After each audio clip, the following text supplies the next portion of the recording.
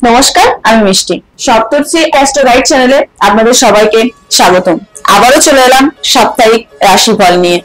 26শে November থেকে 2রা ডিসেম্বরের এই যে একটা সপ্তাহের রাশিফল আমাদের সাথে উপস্থিত আছেন, আপনারা জানেন আপনাদের সবারই পছন্দ এবং পার্সোনালি আমারই পছন্দ, আমি অমৃত আনন্দ, ওনাদের কাছ থেকে আপনাদের সাপ্তাহিক রাশিফল জেনে নিন।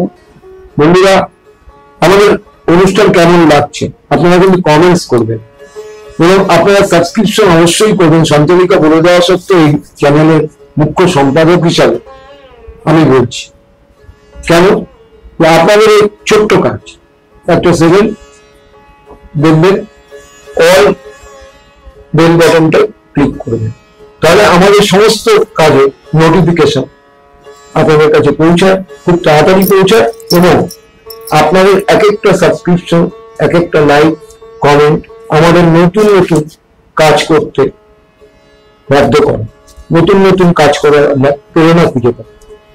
তো আজকে শুরু করি, বেশি দীর্ঘায়িত না করে। এই সপ্তাহের রাশিফল 26শে নভেম্বর থেকে 2রা ডিসেম্বর। মেষ লগ্ন, মেষ রাশি কর্মযোগ বাড়বে, কিন্তু অবশ্যই উৎপীড়ন, মানসিক টেনশনটা থাকবে। কাজের দিক থেকে ভালো হবে, তার কারণ বুধ আবার রেট্রোগ্রেড হয়ে গিয়ে ষষ্ঠ সপ্তম প্রতীক যোগ হয়েছে। ষষ্ঠ সপ্তম প্রতীক যোগ কর্মযোগ থেকে খুব বেশি করে বাড়াবে, কিন্তু বৃহস্পতি রেট্রোগ্রেড হওয়ার জন্য কিছুটা খারাপ হয়েছে, কিন্তু কাজের দিক থেকে ভালো। আর বিশ্বলগ্ন, বিশ্বরাশির ক্ষেত্রে আবার দেখা যাচ্ছে যে এখানে মোটামুটি একই রকম, তবে বেটারমেন্ট আছে। মানে একাদশস্থ শনি যথেষ্ট ভালো, হার্ড পরিশ্রমটা করাবে। রাহু এখানে দশমে বসে আছে। মিথুন লগ্ন, মিথুন রাশির কাজকর্ম, পরিশ্রম অত্যাধিক, অ্যাডামেন্টস বাড়বে, সবকিছুই হবে এবং বুদ্ধিটা ঠিক জায়গা অনুযায়ী কাজ করবে, ইনটিউশন পাওয়ারটা খুব ভালো। কর্কট লগ্ন, কর্কট রাশির ক্ষেত্রে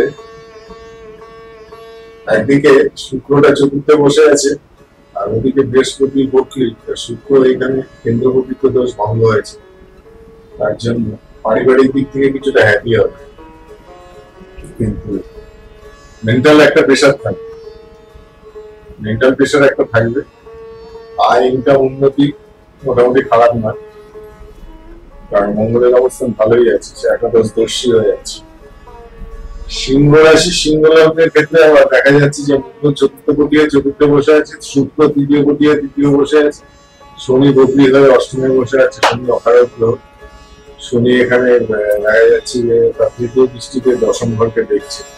কাজকর্মের মধ্যে একটু ঝঞ্ঝাট ঝামেলা থাকবে, তবে সমস্ত কাজকর্ম মোটামুটি ঠিকঠাক হয়ে যাবে, কারণ মঙ্গল যেখানে বসে আছে, মঙ্গল যথেষ্ট সিংহ লগ্ন, সিংহ রাশি যথেষ্ট পিসফুল লাগবে, কারণ সেটা চতুর্থপতি নবমপতি, তাই সিংহ লগ্নের ক্ষেত্রে যথেষ্ট ভালোই রেজাল্ট। কন্যা রাশি, কন্যা লগ্নের ক্ষেত্রে আবার দেখা যাচ্ছে যে শুক্র বুধের যোগ, যারা বিজনেসম্যান তাদের পক্ষে কন্যা লগ্ন, কন্যা রাশির ক্ষেত্রে খুব ভালো, কারণ দ্বিতীয় পতি লগ্নপতি দশমপতি এক যোগ হয়ে গেছে, দ্বিতীয় দশম লগ্ন, তার মানে কর্মের যোগটা খুবই ভালো, সে কর্মটা নিশ্চয়ই ব্যবসা সংক্রান্তই হবে, এটাই পাওয়া যাচ্ছে। মঙ্গল এখানে তৃতীয় পতি হয়ে তৃতীয় বসে আছে, সেহেতু তার পরিশ্রম ক্ষমতা অত্যাধিক বাড়বে। আর বাড়ির ঘরের দিক থেকে কিছুটা প্রবলেম আরাইজ করতে পারে, শত্রুতা, পারিপার্শ্বিক অশান্তি, এই সমস্ত কিছু হতে পারে। তো মোটামুটি অ্যাভারেজে দেখা যায় যে ভালোই দেখা যাচ্ছে, খারাপ খুব একটা। আর তুলা রাশি, তুলা লগ্নের ক্ষেত্রে এইখানে যেটা হবে সেটা হচ্ছে রবি নিচস্থ, শুক্র রবি নিচ ভঙ্গ হয়েছে, মঙ্গল মোটামুটি কাজকর্মের দিক ভালোই হবে, সাংসারিক দিকে সুখ আছে, আর সন্তানের দিকে একটুখানি টেনশন থেকে যাবে, তাহলে ওভারঅল বলা যেতে পারে ভালো। আর ওদিক থেকে বৃশ্চিক রাশি, বৃশ্চিক লগ্নতে গেলে দেখা যাচ্ছে যে রাশিপতি লগ্নপতি রাশিপতি রাশির উপরে বৃহস্পতির দৃষ্টি আছে, একটা স্পিরিচুয়ালিজম কাজ করছে, আর একটা একনিষ্ঠতাও কাজ করছে। 18 তারিখের পর রবি যখন সরে যাবে তখন বৃশ্চিক রাশি, বৃশ্চিক লগ্নের মধ্যে একটা ইন্ডিভিজুয়ালিজম, মানে একটা স্বতন্ত্র ভাব থাকবে, স্বতন্ত্র ভাব আসবে এবং কাজকর্ম সব দিক থেকে মোটামুটি বেটার হবে এবং যথেষ্ট পরিমাণ নাম যশ খ্যাতি সম্ভাবনা আছে। আর ধনু রাশির ক্ষেত্রে এখানে কিন্তু খুব একটা ভালো নয় ব্যাপারটা, কারণ ধনু রাশির ক্ষেত্রে 2.5 বছরের টাইমটা রয়েছে, এটা দীর্ঘকালীন ধরে চলবে, কারণ শনি যতদিন সেখানে বসে থাকে। বৃহস্পতি ট্রানজিট করলে হবে না, বৃহস্পতিকে ডাইরেক্ট হবে, বৃহস্পতি ডাইরেক্ট হলে কি হবে, এখানে ধনু রাশির ক্ষেত্রে কিছুটা বেটার হবে, কারণ বৃহস্পতি দৃষ্টি যখন শনির উপরে পড়বে, চতুর্থ স্থানের উপরে শনি ডাইরেক্ট অনেক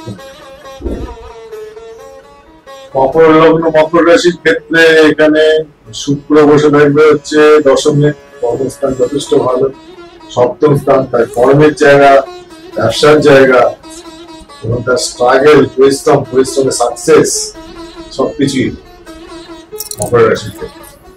কুম্ভ রাশির ক্ষেত্রে, কুম্ভ লগ্নের ক্ষেত্রে শুক্র নবমপতি নবম গ্রহের অবস্থানগুলি দেখলেই যথেষ্ট ভালোভাবেই বৃহস্পতি ষষ্ঠে বসে আছে, আয় ইনকাম সঞ্চয় ধন মোটামুটি হবে, তবে বাধার মধ্যে দিয়ে হবে, তার কারণ বক্তৃত বৃহস্পতি, যে পরিমাণ সঞ্চয় আশা করবে সেটা হয়তো হবে না, সেই পরিমাণ থেকে কম হবে। মোটামুটি পারিবারিক দিক টিকগুলি মোটামুটি ভালো, লেখাপড়া যারা স্টাডি করবে তারা পৈতৃক ব্যাপার নিয়ে তারা যদি কর্মক্ষেত্রে লাগে তাদের রেজাল্টটা ভালো। আর সবশেষে আসি কি মীন রাশি মীন লগ্ন।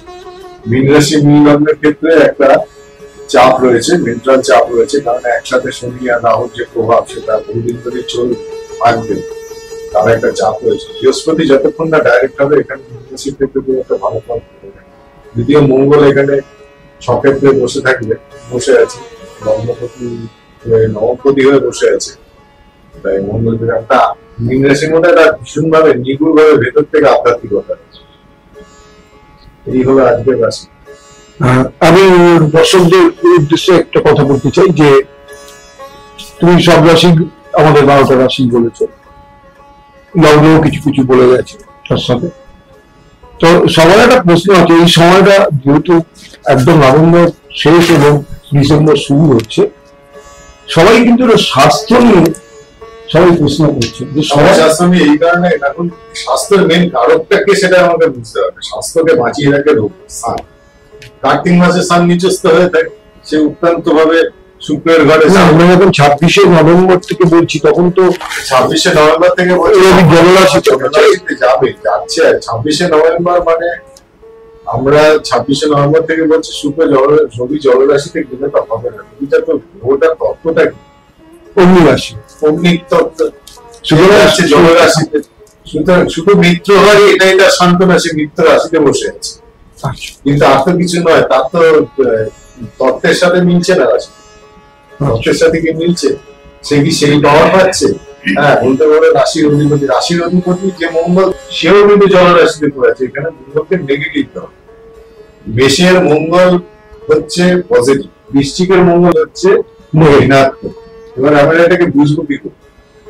মেষের মঙ্গল হচ্ছে অ্যাক্টিভ মানে প্রচন্ড ভাবে সে কর্মে আগ্রহী, আর বৃশ্চিকের মঙ্গল হচ্ছে রক্ষণাত্মক, ডিফেন্সিভ, অফেন্সে না, সে তখন ডিফেন্সে খেলছে, সে তখন রক্ষণ করছে।